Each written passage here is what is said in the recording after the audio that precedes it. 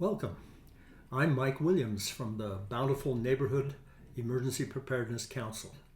This training is for neighborhood block captains in preparation for responding to potential disasters in our community. Let me introduce the Bountiful Neighborhood Emergency Preparedness Council, or BNEPC for short. It consists of volunteers who have been selected based on their experience and abilities in the categories of operations, media and training, CERT classes, community emergency response team, technology, radio, and logistics.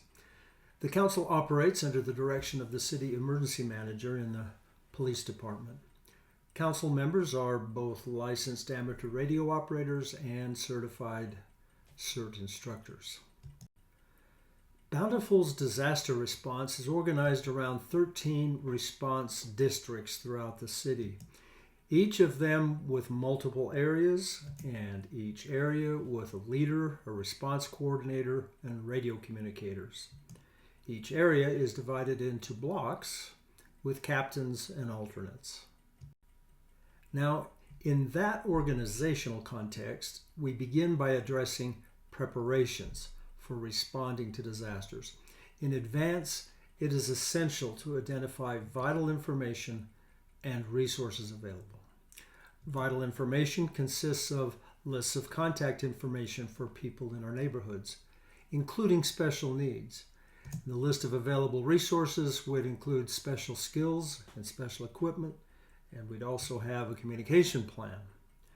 Now, these elements are the most important for any emergency response plan. With these, lives will be saved. Without these, people will be missed. Exactly how many people would you ever want to miss? With a map of your assigned neighborhood or block, block captains prepare and keep updated the names, addresses, phone numbers, and email addresses. Special needs, such as those listed here.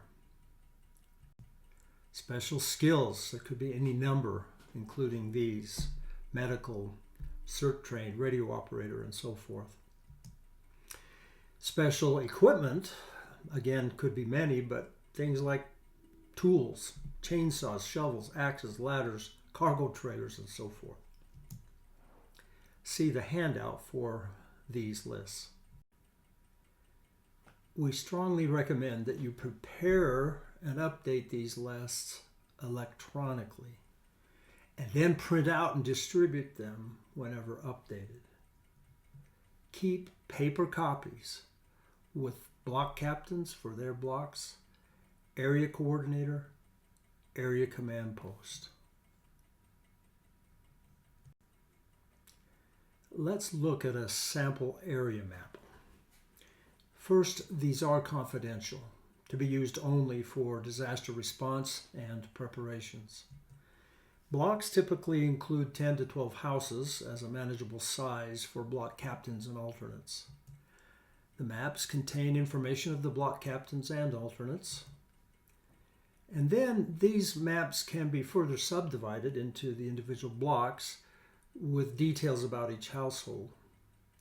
The Area Disaster Response Coordinator prepares the maps and provides them to the block captains.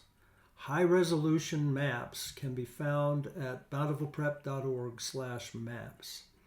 Because they are high-resolution, these maps can be cropped, cut, pasted, and marked up, saved in separate files to make smaller maps for the areas and for the neighborhoods. Now, continuing with advanced preparations, focusing on block captains. They should, with help from alternates, meet and get to know people in their block. Give them the block map for the area. Provide a green-red door hanger. In a disaster, people can hang this on the front door, the green showing for okay or red for need help. And inform them about the Davis County Emergency Alert System. Everyone should be encouraged to sign up for notifications from the county alert system. The web address shown here takes the viewer to this web page. The sign-up form is available from a drop-down under the Emergency Management tab, or the QR code can be used to go directly to the sign-up form. As additional preparations, the area coordinator, with the help of block captains and alternates, can pre-populate the follow-up assessment form. Forms are available on bountifulprep.org/blockcaptains. Now please note that this form, shown at the right, actually has a dual purpose. First, by pre-populating the contact information in the header, it can be used as an initial repository for early information that gets reported as people come to the command post. And second, it's a record of additional follow-up assignments that the leader may assign to be done. As with other lists, contact information, special needs, special equipment, vital information, maps, keep paper copies of the follow-up assessment form, pre-populated with contact information, with the block captain, area coordinator, and area command post. Consider using a clipboard for each block, perhaps stored in a box in a closet in the command post building. Now, let's focus on actually responding to disasters. We recommend the approach that I'm about to summarize because it is not dependent on who happens to be home when a disaster strikes. It supports quickly getting help to people. It pre-positions key resources for easy access, and it helps assure that disaster communications will work when needed because they're decided in advance and practiced. Now, here's the approach in responding to a disaster. First, assure the safety of your family and house. Then go to the command post, and on the way there, record observations of things that may need attention. And upon arriving, sign in. The first person to arrive is the command post lead until relieved by a leader. This is an example. The command post is typically at a pre-designated meeting house in a pre-specified location within that meeting house. Now, this particular example is of a command post that has been set up outdoors, as may be needed if structural integrity has been compromised in the meeting house. Now, since the first person to arrive becomes the initial command post lead, it will be important for that person to have physical access to the building and to the room, closet, or enclosure where pre-positioned materials are stored, the lists, the maps, the communications devices.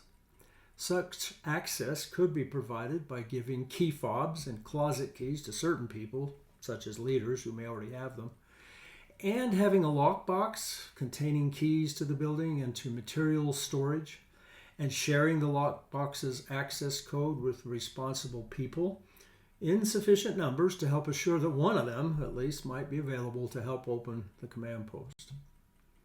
So, in opening the command post, start a sign-in log like this one. Time in, name, cell number, and time out. Assemble the lists, maps, and forms from that pre-positioned materials box. Get the radios ready. Contact the district's radio net. Early on, assign a scribe. The more active the disaster event, the more information will be shared, the more chaos will ensue, and all the more will scribes be vital. Now, speaking of information flow, here's how it looks.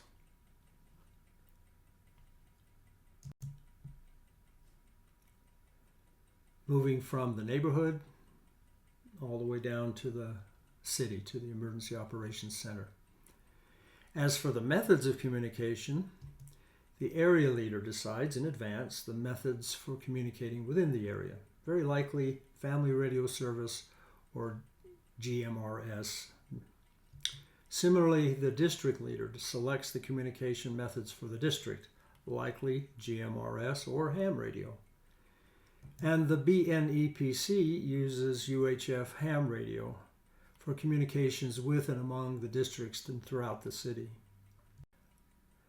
Now, when an area command post is set up and operating, others arriving sign in, give their reports of what they've observed and received assignments.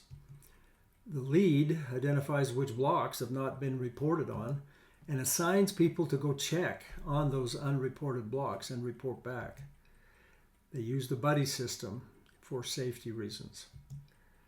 Give a safety briefing to all who are given such assignments. The safety briefing should include safety precautions. Do not enter severely damaged structures, buildings that are compromised, structural integrity not sound. Encourage occupants in these situations to evacuate to safe locations. Do not enter buildings without owner permission. Regarding gas meters, do not shut them off unless a leak is evident. With regard to live dangling electrical wires, stay away and keep other people away. Now, moving on, the command post lead prioritizes needs according to urgency. Clearly, injuries threatening life or limb, notify 911 and the district. Give first aid. If 911 is not reachable, ask the district to radio the Emergency Operations Center. For other needs, make assignments to help and report back. Thus, command post lead reports to the district, which forwards to the Emergency Operations Center this information: the number and nature of impacts, people, structures, and infrastructure, and any assistance needed beyond what the area can address. As noted earlier, a scribe will be important. As the situation in a disaster unfolds, the CP lead will find the need for more information. The lead assigns follow-up assessments prioritized by reports received. The lead instructs those who are assigned about the kinds of additional details needed to properly respond. The follow-up assessment form is used to document what is learned. Those assigned to go out should fulfill their tasks only where safe to do so. They should have radio contact with the command post, so issue them a radio. They should attempt to contact occupants of houses with red door hangers. They should attempt also to assess situations in houses with no door hangers or markings, and they record the attempt and leave an indication at the premises that the house has been checked. And they should immediately radio the command post about any urgent situations and specify the kinds of help needed. They should render first aid. Now, stepping back and considering what we're asking of people, they're going into situations that have an increased risk of danger or injury. The primary purpose of CERT training is to teach how to safely respond in disasters. Therefore, all people who may be involved with disaster response should complete CERT training. For this training to make a difference right now, please pause, even pause the video, and consider these points. Write down the impressions you've received. What will you do with what you've learned? Where will you start? What's next? Ask questions of your area coordinator or district. Review bountifulprep.org/respond to emergencies, including the drop-down menu items where many resources are available. And email questions to eprep@bountiful.gov. We'll be delighted to respond. Sincere thanks for your participation.